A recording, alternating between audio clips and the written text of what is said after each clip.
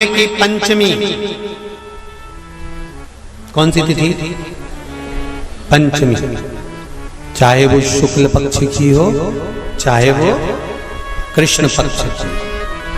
श्रावण महीने की पंचमी के दिन शंकर भगवान पर जिस जिस परिवार के व्यक्ति का कांवड़ जल हमने बताया है आपको, जरूरी नहीं है कि डंडा बांधकर 2 कावड़ के जल के लोटे लेकर जाओ, आप अपने हाथ में भी 2 पात्र लेकर जा सकते हैं।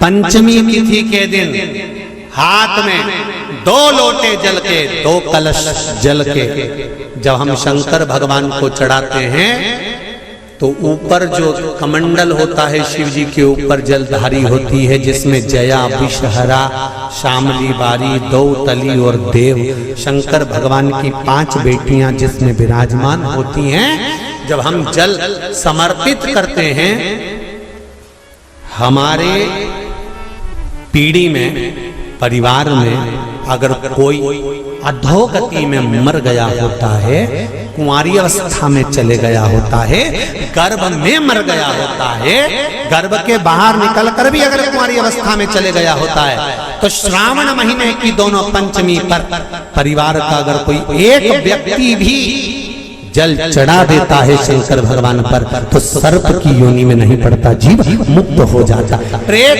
योनि में सर्प की योनि से मुक्त हो जाता।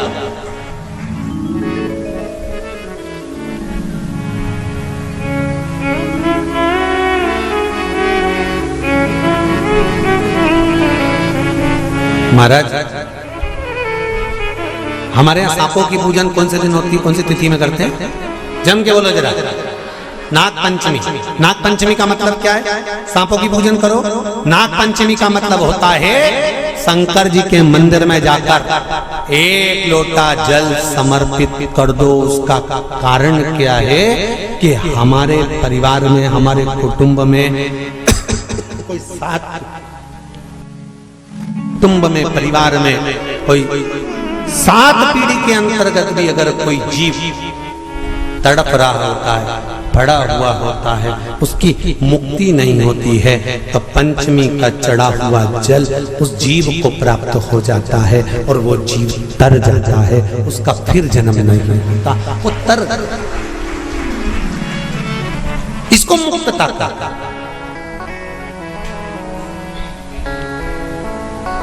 इसको मोक्ष का।